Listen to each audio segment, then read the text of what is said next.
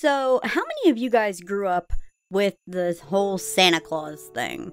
I know I did. Me and my brother and sister all did. So did my cousins. And when I was a kid, every single year when Christmas rolled around, oh, I was ready to try and catch Santa Claus. And that's what we're talking about today because I was a silly, silly child. But first, let's get into the art. This particular one is the last of my stickers that I did. Oop, I think I bumped the mic. But this is the last of the stickers that I did for my December Patreon Mail Club. And I really like the way that all of these have turned out. Like, I think they've turned out so cute. This one is Clover. She's one of my modern characters from Trace because we've got modern and past. The print has the past characters, the lovers, Kira and Arlo, in front of a holiday light display. And I think it's really cute, and I'm actually really pleased with how it turned out. I'm pleased with how all of these turned out. But you just have till the end of the month to get this, and I still have a few copies that I can ship out for those who want to get it. But after the 1st of January, it's gone. It's gone, and we'll be working on the new one. Well, we'll have the new one. I'm working on the new ones now. But just wanted to say that, and now let's get back into the video. So like I said, I was a big Christmas kid, and I was big into the whole Santa Claus thing. For me, even as a kid, it wasn't about getting presents. That wasn't what mattered to me. That was fun. That was a cool part of it. But that was never what it was about for me. I just loved the whole magic that the Santa Claus thing brought into everything with the holidays. It made everything feel just really and truly magical. And now, with that kind of stuff where I have a niece and a nephew, and they get excited about, like, my nephew gets excited about holiday lights and things like that, and it makes me happy again. And it brings a little bit of that back. But that was why I liked it as a kid. It made this time of year when it's cold out, and I have never cared much for cold. I don't like really, really hot either. Like, I'll take cold over hot, but I still am not a huge fan of the cold. And it made this time that it was really cold out. There was snow on the ground, which is wet and cold. So that was a double dislike for me. Like, it was pretty to look at, but it was wet and cold. Because, yeah, there's a reason my family nickname is Kitty. Sorry, I lost my train of thought. I'm good at that. Thank goodness for scripts. Or at least bullet points, because that's what I did this time. Whoops, I should have done a full script. But it would take this time of year that seemed so dreary, especially with the sun setting earlier. Going to school, coming home, and not even being able to go outside and play unless it's in the snow and you freeze for a while before you come inside shivering and then your hands ache while they get warm again. And it made it just magical. This sense of wonder was in it. And admittedly, I believed in Santa Claus for a much longer time, I think, than other kids. Other kids are like 7 or 8 and it's done for them. At most. I think I was like almost, yeah, I was 9, almost 10. And the reason that we found out was because Mom and Dad sat us down of our situation meant that Christmas was quote unquote big, as it always was. There's nothing bad about that. That just happens to be how it was. But they didn't want us as kids to be expecting a bunch from Santa and not getting, which totally understandable way that causes you to need to break it to your kids. But because of that, my attention shifted, honestly, to getting my little brother hyped up for it, because I knew, but my brother was 6 years younger than me, and obviously they didn't tell him. He didn't have enough memories of Christmas to be thinking of the big, huge things. And because of that, like I said, my focus shifted to him. And all this is to say, for me, it wasn't about the presents, it was about the magic. And because of that, I spent a lot of time as a kid, when I still believed, doing my best every year on Christmas Eve to catch Santa. This would be a huge thing for me. I would not go to sleep. It would always start the same way. We'd get ready on Christmas Eve, set out milk and cookies and all that. It was always cookies that Mama had made and we had decorated with icing, because that was what we always did. Like my grandmother's spice cookies, molasses spice cookies, are wonderful. And they're like, they make your whole house Christmas, okay? And I always loved to set some of those out with some milk. And then we had, at our grandparents' house, which for our early years, that's where we were every year for Christmas. Just because of the situation of our family, and I'm not going into it any more than that because it's not anybody's business. But we were always with our parents, and we had... The house has 2 living rooms. It's set up kind of weird, just to give you an idea. It's set up a little bit weird because there was a bigger living room built onto the house whenever my mom was... So there's 2 living rooms, and in the smaller living room, which was quote-unquote our living room, and now with my sister and my nephew and all that living with my grandmother, it's my nephew's living room. It's his room. But there was that room, and that was where, since it was our living room, it had a pull-out couch. And, of course, it wasn't as comfortable as the normal couch. But it wasn't our normal bed. It wasn't as comfortable as our normal beds, but it wasn't our normal beds. So on special occasions, we wanted to sleep on the pull-out couch. And every year, without fail, on Christmas Eve, we slept on the pull-out couch. Well, we slept on the pull-out couch. Andy slept. I did not. So to get into this first, I want to explain the ways that I would get so hyped and for trying to catch Santa. And now, things that fueled this were definitely the Rankin Bass Christmas movies, the little claymation ones, the stop-motion ones. Like, Santa Claus is Coming to Town, and You're Without a Santa Claus. That one was my favorite. I still know the Heat Miser and Snow Miser songs by heart. I will always know them. And Ace of Clay's videos where he made Heat Miser and Snow Miser are wonderful. If you get a chance, go and look at those. I love those. Because I got really excited when he made those this year, and I was absolutely delighted. And, so I loved those, and I loved movies like The Santa Claus with Tim Allen. Because, oh my gosh, that one was just so much fun. And it was just, for me at least, it was this whole thing about this man just ending up becoming Santa. It was so much fun and so entertaining. And The Polar Express was another one that came out when I was younger that I really just fell in love with. Because it focused on the magic of Christmas. And that was what I always loved. So because of that, I would watch these movies and I would get hyped. I would get so excited. And I might get a little bit emotional because this does go along with my grandparents would really play into it too. And get us that much more excited and hyped for it. Because every year, we had, with the way things were set up with our house phone line, we had like a regular line, then we had like the fax line, and it had the actual, fax telephone line, and things like that. Every year, and we would never put it together. Without fail, Papa would disappear for a bit to go to the bathroom. We never noticed that he took like one of the handset phones with him. That never clicked with us. And while he was gone, always while he was gone, we never put it together, we'd get a call from Santa Claus. And my grandfather had that deep, rich voice. Just that absolute, incredibly deep voice, which was funny because when you looked at him, that was not the voice you expected. Like, it always threw off our friends, even. Because he'd speak, and it would just be this deep, rich voice coming out of this man who is tall and skinny, and not scrawny, but skinny. And it was so funny, but he would use his deepest voice. He would pitch it like almost as low as he could go, and would talk to us as Santa.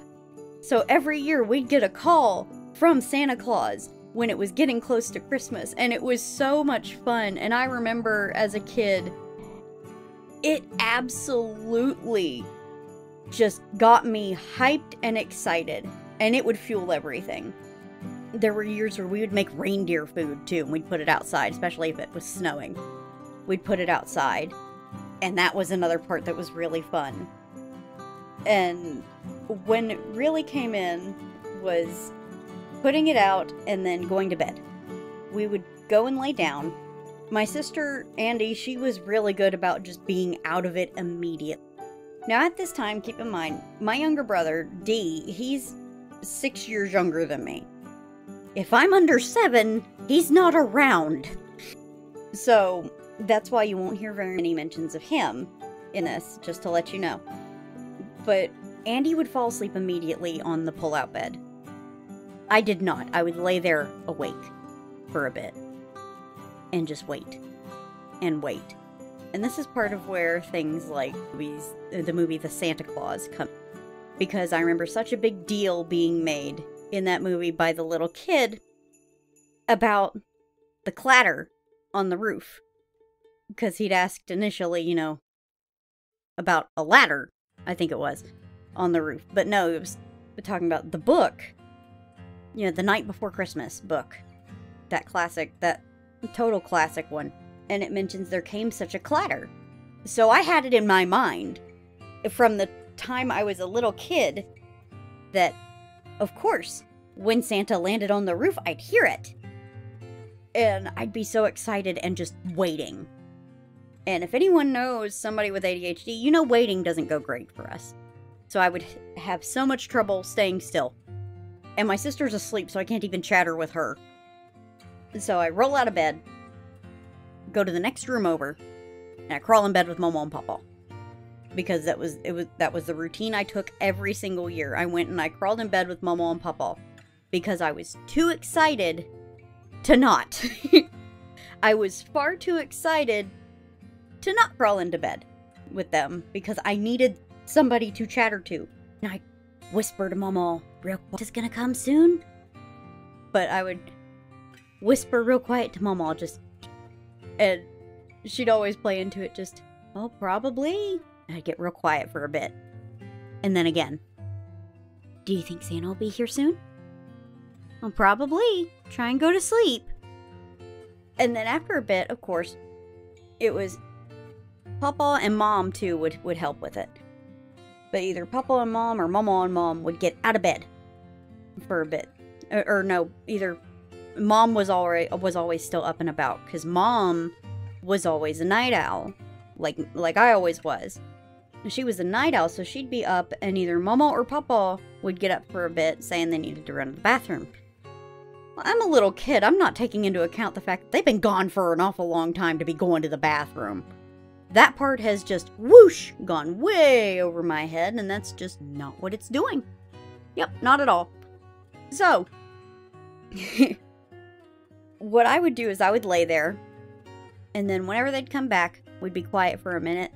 There's been stuff moving around. I assume just Paul or Mom, whichever one of them got up, was chatting with Mom for a bit, because I'd hear him talk. And I'd hear him chat for a while, and we always left, obviously, you know, it's the night before Christmas.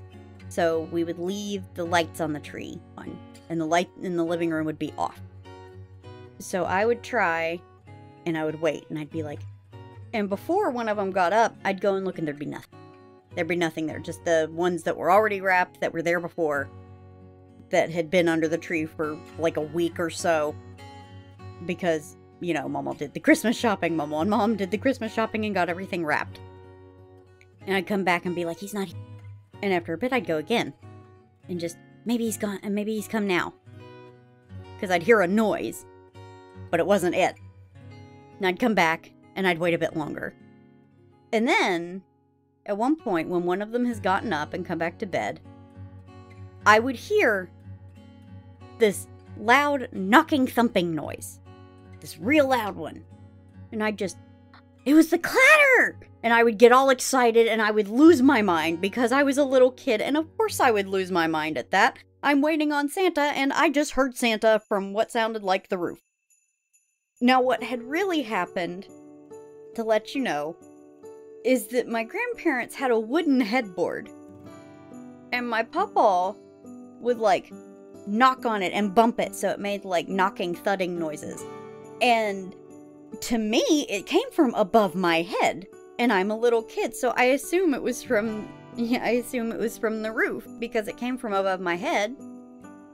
And no, what it was, actually, was Papa making the noise so that I would go and try to catch Santa.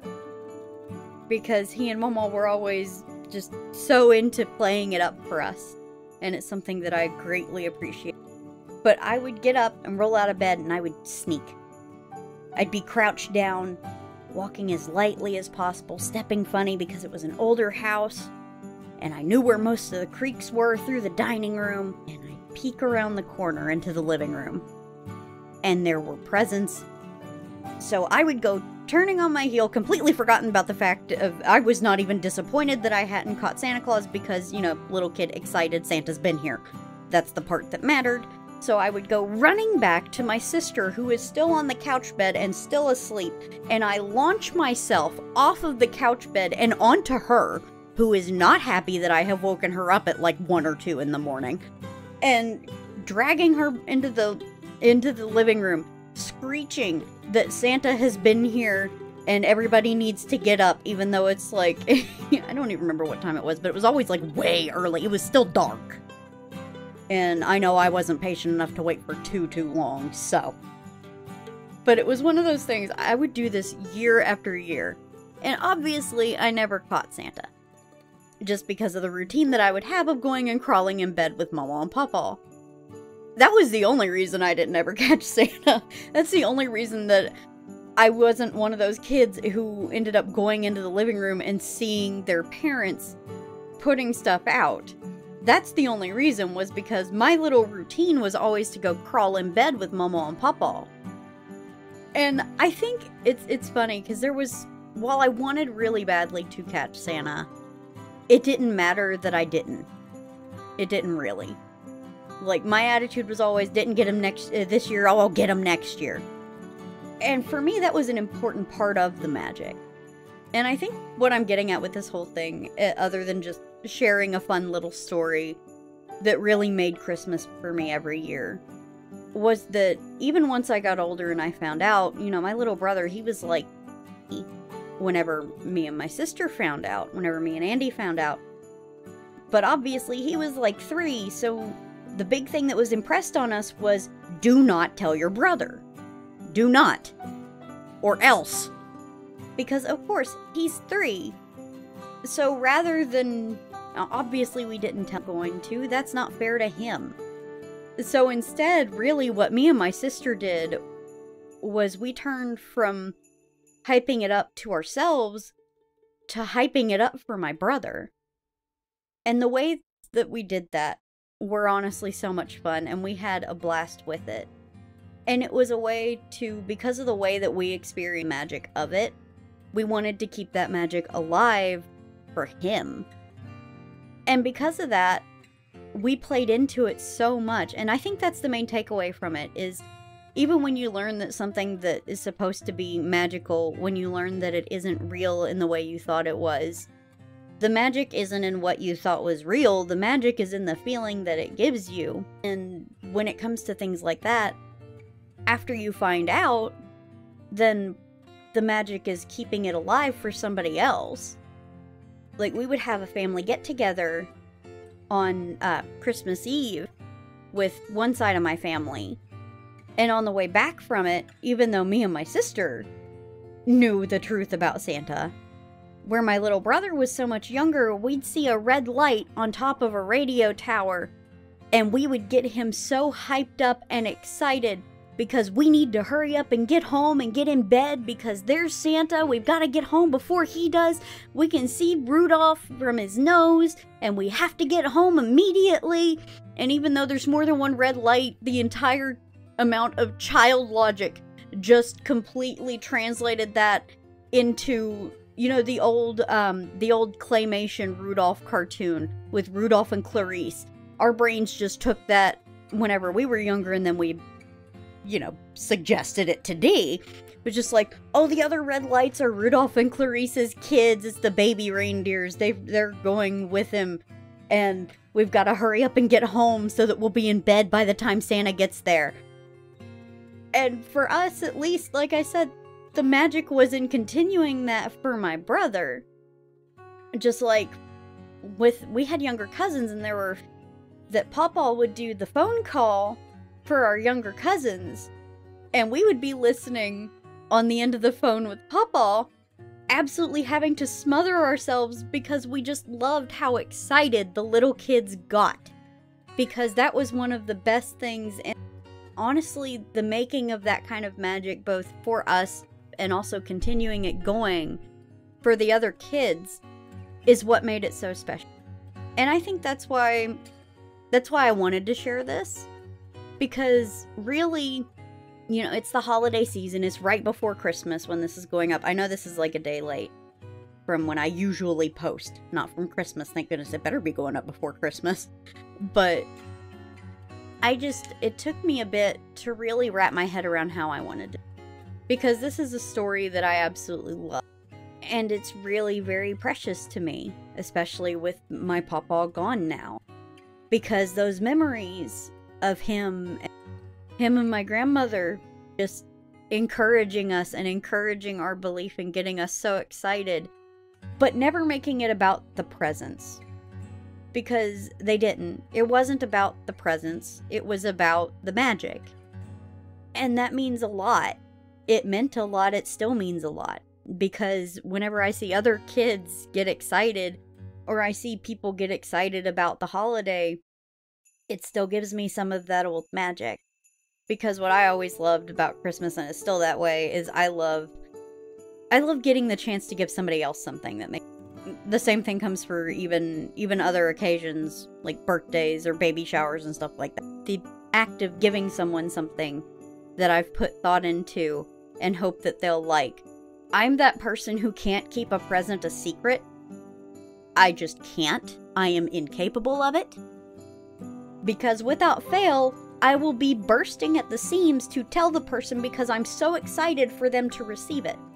And I think a lot of why I feel that way about those things comes from my parents and my grandparents and the way that they did things like that for us at Christmas.